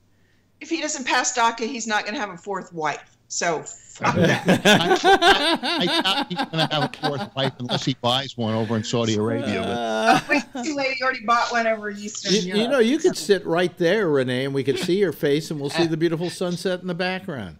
Maybe your chair doesn't go over there. It might not. Actually, I do. So the other thing I was going to say is, dear Melania, divorce his ass while he's still in office so that he can play the victim, so that you can get as far away from him as possible. They say, she last night, a lot of women wore black last night in deference, and she wore white. And a lot of people were saying she wore white for a reason. That white has been the color, for instance, at the Grammys last week, that all the women wore when they were singing a Me Too song on stage. And that she was wearing white in protest to Donald rather than in support of him. The person that had supposedly had the affair with Trump, what's her name? Dusty? No. She was great. She was on Kimmel. Yes. And she said that she never had an affair with him. No, that's not what she said. You didn't watch the show. You didn't watch that show. I did not watch the show. Okay, well then that isn't what she said at all. What happened was, you don't hear the $350 billion either. What? You only hear what you want to hear. You didn't hear the I heard the $350 billion, but that's money they're bringing back here. They didn't say that's $350 billion we're going to spend. Okay. No, anyway, let me finish with Dusty. Okay. Okay. And by the way, we haven't heard from Tim in a while, and he loved to talk about Dusty. Anyway, where was I? Oh yeah. Spaceships have been attacking him. Huh? Remind me to type that. Anyway, she was on Kimmel's show, and there had been this I don't know, either it was a tweet or a letter. It was a letter. Signed by Dusty or whatever her name is. Dusty, what's her last name? Storm. Crystal somebody or Dirty Storm or something. I don't know. Whatever her name is. Stormy Daniels. Stormy Daniels. Thank you. And so there was this letter, and she signed it, of course, and it said, no, I did not sleep with him. It was a complete blah, blah, blah, and blah, blah, blah, and blah, blah, blah. Okay? Like you said, Phil. Right. And then Kimmel said, well, now let's look at the first one you wrote about the first note you wrote, and which you said you did, and which you said that you were actually being paid not to say anything, and so on. He said, is this your signature? And she says, yeah, that's my signature. He said, now look at the signature from the letter that that decries and says this didn't happen. He said, is that your signature? She went, no. She said that that's not her signature. That's not her signature, and he had to drag it out of her, but eventually she went, I don't know where that letter came from. What did she say? Did she say in the interview that she did not have sex with Trump? No. Well, at the beginning, she said that she has a non-disclosure agreement. Oh, jeez. And so Kimmel said, well, I suppose that leads us to believe that if you're saying you have this agreement, that you're actually did. You actually did. You can't. And she said she kind of said you can think whatever you want to think. You know, in other words, and then he brought out, this is great. He brought out a Stormy Daniels puppet and gave it to her. And then he had a Donald Trump puppet wearing his tighty whities. Okay. Oh. I wish I could show it to you, but there's a lot of copyright infringement. I don't want that in my head for the rest of the night. Tidy whities, and then he said, "Now let me ask you some questions, okay? And you can have the puppet answer me." And he was doing questions like, "Did you ever have sex with someone?" Because they had talked earlier about how he supposedly when she went up to his room, he was watching Shark Week. Because that's one of his favorite shows. Mine too. And so the puppet says, "Have you ever had sex with anybody who likes Shark Week?" And it was very funny. If you get a chance, it's on Hulu, it's online, and if you get to watch it, it's really pretty much a hoot. It really is. You have 3 people on your panel tonight that are pretty regular and pretty loyal. Why don't you pose the question as to whether you think that the show should be a one-night-a-week show that gets rebroadcasted? It wouldn't be rebroadcast. It would just be one show a week, and it would be up there for people to watch. Yeah, right. Yeah, well, then I get 2 people calling me, so it doesn't matter. No, I don't think so. I think that this is a perfectly good show tonight. It's just I wish there were more people kind of interacting with each other. That's all. Well, are they watching on YouTube? Believe it or not, we have at least I would say double the number of people watching us now tonight than we've had on Facebook Live. Well, that's great. YouTube, it looked really good last night. It looked outstanding. So I'm really happy with the switch. And also, since I was off cable, I was getting a lot of my stuff from YouTube anyway. It allows me to run it on the Gabnet.net page. It's running over there live right now. Yeah, and which is different than I didn't see that yesterday. But when I was just trying to call back in, you're right at the bottom of that page, or right above the fold. Does YouTube have a system for a panel without Skype? They do. It's called Google Hangouts, but it's much more complicated. It'd be harder for people to use. I mean, Skype is something most people have on their computer. In fact, if you have Windows 10, it comes built into Windows 10. So Skype is easier for people to use. And quite frankly, I mean, I like the quality of Skype. I can't say it's bad quality. And I found that when I tried Google Hangouts as a test, the numbers are really high right now. I know people look at it and they go, "That's not terribly high," but at the end of the night, that adds up to a pretty high number. But what I'm saying with Google Groups or Hangouts, I tested it, and I tested the audio, and the audio was terrible. It was just terrible. Where the audio on Skype is tested pristine. It with you, huh? I think I tested it with you. Did you really? Yeah, I think so. It's like on a Saturday afternoon. It's a little clumsy to use, and it just doesn't. I might figure out, or I might try it and see what, maybe now that we're using YouTube, that the Google Hangouts will work more seamlessly with it. But right now, I mean, I'm happy with the fact that for the first time, I'm able to embed this show without doing anything on a regular basis on Gabnet.net. It's there right now. It's live. If you're watching it on Gabnet.net, here we are. We're live, folks. So I think that on the whole, this may wind up getting us a larger audience. Only time will tell. So. Well, like I said, because I cut the cable, I spent a lot of time on YouTube when I had chance on YouTube. So now, you put the cable back in though, right? Or what did you do? Yes, that's how come this is stable. When you say you cut the cable, what did you actually do? Well, all I have is internet running in, and I will hook up I got a new Apple 4. So I've got the latest and greatest Apple TV that I'm going to put on the 4K television, and I have my old Apple TV that I'm going to put on the older television. So I'll be running that. And I wanted to buy everything through iTunes, so I didn't buy HBO Go yet because I want to buy it through iTunes instead of buying it on the own. But I've survived on Hulu, Some Netflix and YouTube. I cut the cable a year or so ago, and I've been using a Roku on one TV and an old Apple, the bedroom TV.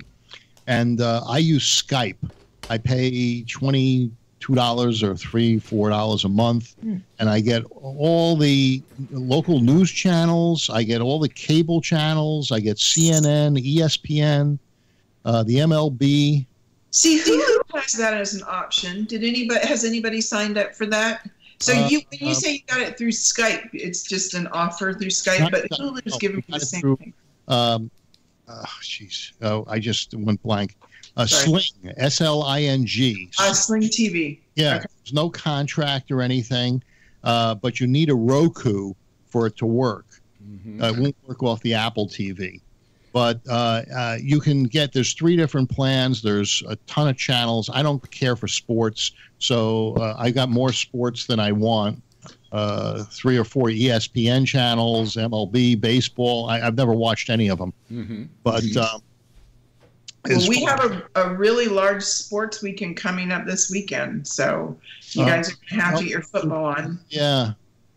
Playing. I think I saw somebody said that Philadelphia was playing, and then the guy that keeps winning the Super Bowls.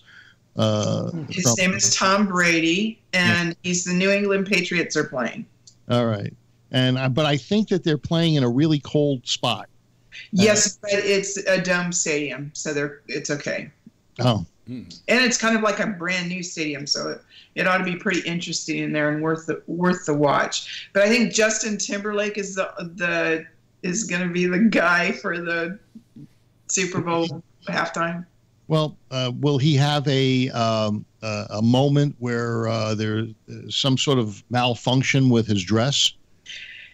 He hasn't said anything about females being on the stage with him, so I'm not sure. And I know you're talking about him, but have you ever seen Justin Timberlake? He's kind of thin, so saying that is a little. Oh, I've seen pictures of him. I know that I don't want to. That I don't like his music, and that if I miss Justin Timberlake for the rest of my life, I will not miss it. By the way, any of you see what I have on back here on the TV set? I just went to YouTube. Right, and now you're pointing at yourself. And there it is. We're live on YouTube. Now put your finger up your nose for the adolescent moment. Oh, I'm trying to watch it on Alex's TV. No, but see the TV. There's a TV in back of me here. Yep. And it's got the live program is on right now on that TV. So you can go, folks. You can use your YouTube. And on your Roku, on your smart TV or whatever, and just type in. I think I got it on Alex Bennett, and you'll get the live picture, get the live feed. Alex, there's a time clock underneath this on the GabNet, and it says you have 1 hour, 16 minutes, and 43 seconds until the video is live again. Wait a minute. Out of whack. I think maybe I have that clock all set wrong. No, I don't. Well, would mine say, and it said 3 hours earlier. No, right now it says GabNet is live now. Oh, here comes Bree. All right, a little late, but underneath the clock. Yes, on GabNet. On GabNet at the very bottom, under the video feed. There is a thing that says GabNet is now live, and I just refreshed it to make sure that it was doing that. Yours is doing something. Yeah, mine says video starts automatically when it's live, and it has an hour and 16 minutes left until it will be. Oh, well, I'm sorry, but it's the other way on everybody else's computer. So, that's your new $2,000 computer that you paid. This is the iPad I was looking at. Oh, okay. Well, you know what happens? I got to tell you, when I write a program. Hello, Bree. How are you, my friend? Hello. Good to see you. That's Bree. Do you realize what we have here? We have Phil in California. We have Jeff up there in Connecticut. We have Renee in Hawaii and Bree in Dubai. That, ladies and gentlemen, is the World Wide Web. Okay, that's international. Isn't Bree? There's some big event happening in Dubai this weekend. I forgot if it was. it's not a human, but it's an opening of some kind, like you're opening a big new museum, architecturally beautiful or something like that? Well, that's pretty much every week here. Oh, okay.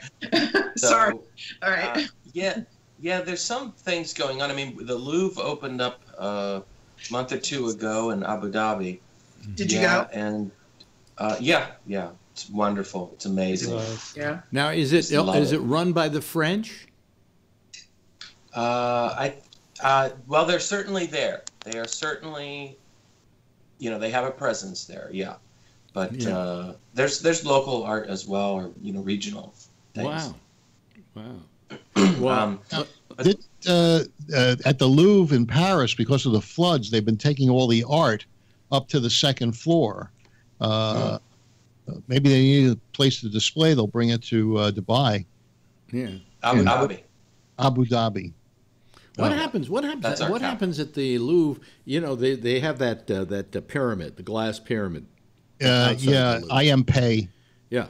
Mm-hmm. I don't know how much I paid for it, but I know how much you paid for it. He designed it. I know. Anyway, that you then go down and you go underground, and there's a lot of stuff down there. I'm wondering if all of that is underwater right now. Well, the street along the side and towards the back of the Louvre, the other entrances, that is lower than where the IMP entrance is. Okay, but still, it's also right near the Seine as well. Yes, is what's overflowing its banks. So who knows? But this is but the last time this happened, they did have the same problem, which was back in '88, where they had to move all the artwork out of the main area and take it upstairs. They've done this before. Yeah, that's the new. That's the new one. Yeah. Beautiful. You hold it up a little bit because my picture is kind of like. Let me see here. Hold on a second. Maybe I can. Really, who designed it? I can get my picture out of the way. Wait a minute. Hold on a second. Hold that. I'm going to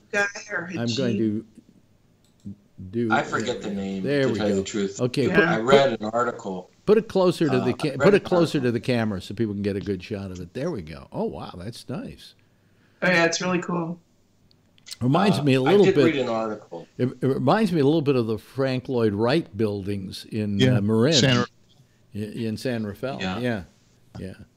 Which it didn't look very large. Pretty nice. I saw. This is one from hands all around it. What is that? This is the new zoo. This is the zoo in Dubai. You know what that looks like? You know what? It's strange what that looks like. It actually looks like the countryside in France. Provence. You could fool me. Yeah, East Provence. Now that's where it's not in Dubai, right? It's in Abu Dhabi. This is Dubai. I'm showing you a picture from my phone. Where'd you get all the fucking water from? I thought that was a goddamn desert. No, we've been seeding the clouds. I'll tell you, I saw. Let me tell you something. I saw on the. Look at. What is that? Maybe it's the new guy I'm going to start dating. Oh, okay. He has a nice tongue. Anyway, it works for me. It works for you. Whatever works for you, dear. There you go. I saw pictures of Dubai or of outside of Dubai, the desert. Because on that show that they're doing Grand Tour, that the guys who once did the English Motor Show are doing, they went there. And man, I'll tell you something, that desert is gorgeous. It is just breathtaking. I hear those things are nasty and they spit at you, and their spit is nasty. No, camels are the worst because I had to work with a camel. I heard that. Yeah, because Did you hear about the Botox beauty contest in Saudi Arabia? Yeah, there was a camel Botox beauty contest. I heard about that. Well, they weren't supposed to use Botox. But they were using what? So the lips would be fuller? Yeah. And so that the forehead would be more pronounced. That's nice. It's a sexy camel. And that is that big tall building in Dubai, right? What's it called? What's it called? Burj Khalifa. Uh-huh. Yeah.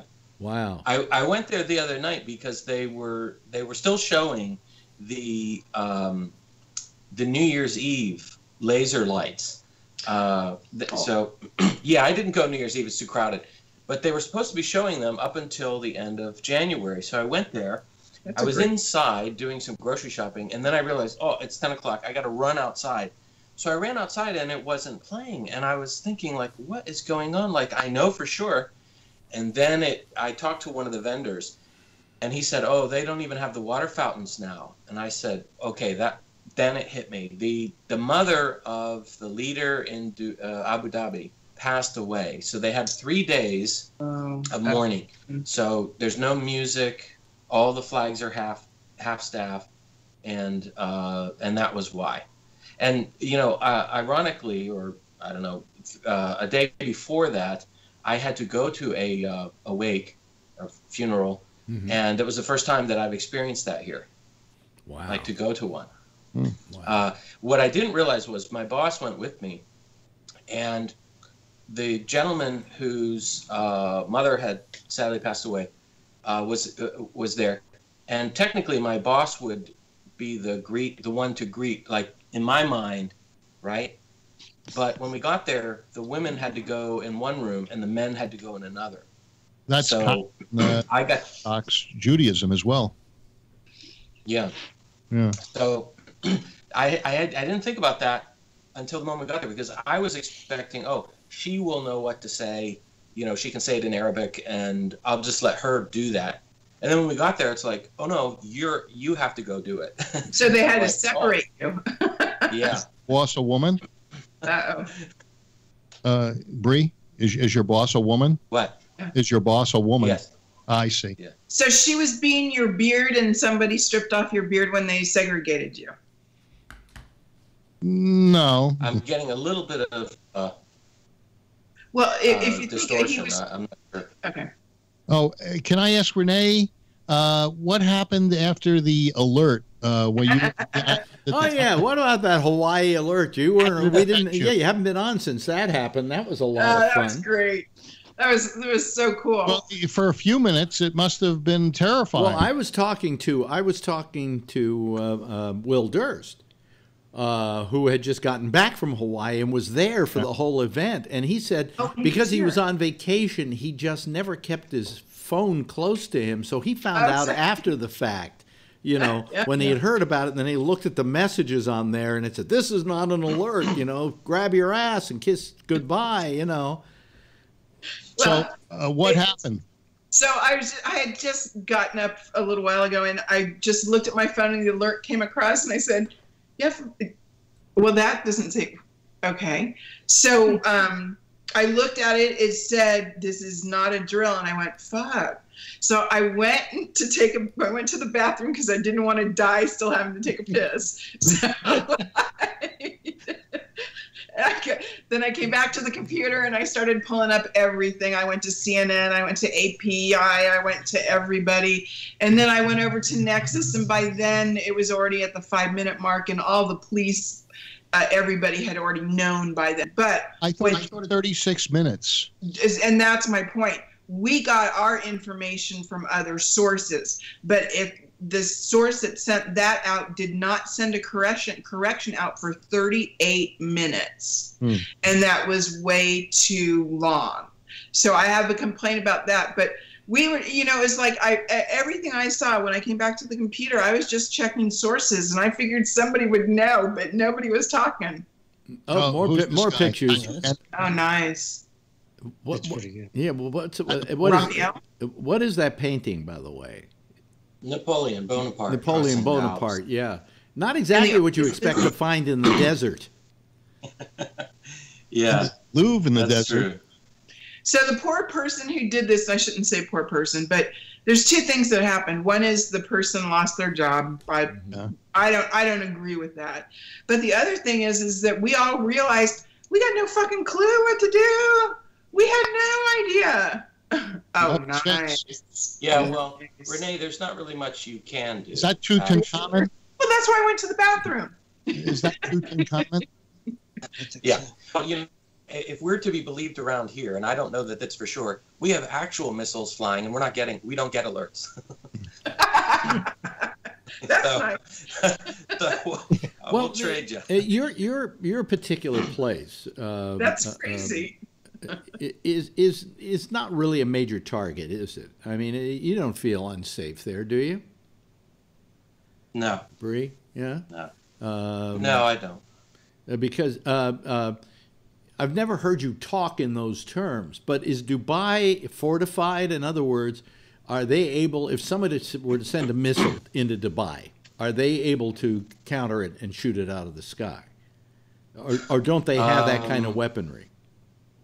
Do they buy? I don't know for sure. I mean, they don't really release that information, but my guess is that if they didn't before, they will now. Yeah. But you haven't had any real incidents, have you? I mean, there haven't been any no terrorist... No, I mean, generally in this region, the conflict level has been fairly low. Most of it is over to the west, you know, or the north. Michael Jackson in this area for a while? The main reason is because it's kind of like, I mean, would you expect Ohio, Pennsylvania, or New York to go to war or have conflict? Not really. Really? You know? And so you have a lot of different countries here, but most of them are, I guess what I would say, brotherly, you know? Well, that's not how Kuwait and Iraq in the 90s, you know, there was some issue. Yeah. Didn't Michael Jackson... Iraq is not Pennsylvania or New York, too. I think at one point. Yeah. I know that Janet Jackson, I think, is married to someone from here, someone from the Gulf country, but I can't remember exactly. Really? I didn't know that. Yeah, she's married to one of the sheikhs in Kuwait, maybe, or... Really? Actually, can we talk about this? Because, Bree, you kind of got a point there. So if this is a missile that has a nuclear tip on it or a nuclear bomb on it, we're all just, it's, no. Yeah, in Hawaii. Yeah.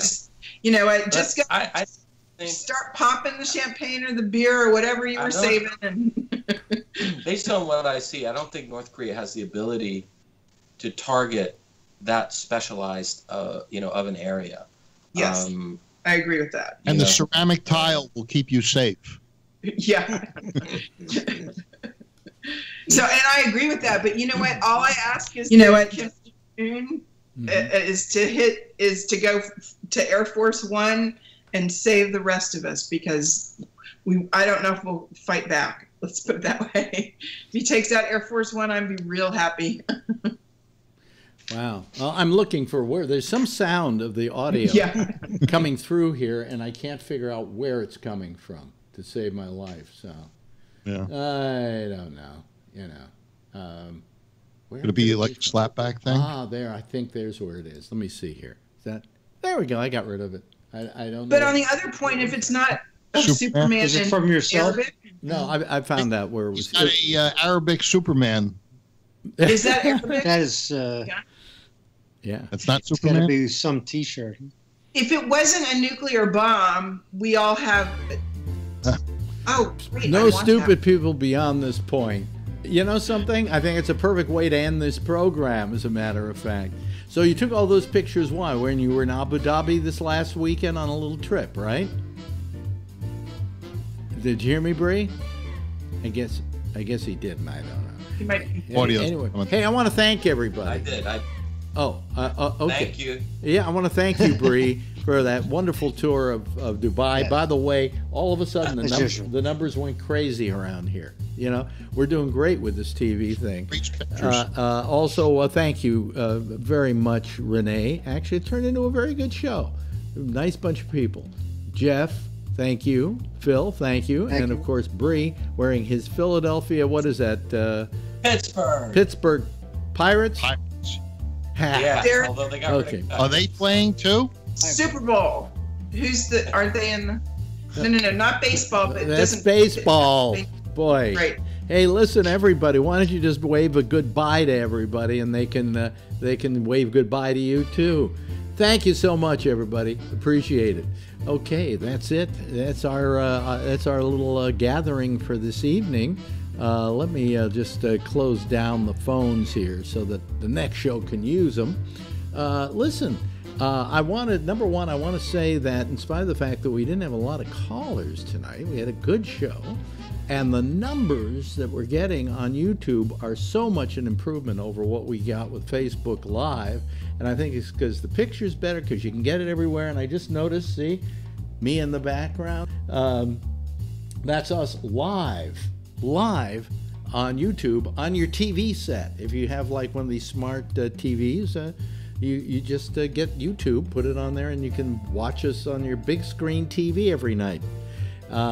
And also, there are a lot of other devices that you can do this with, including, I think Amazon has one and whatever. So, whatever. I think it's really working out well.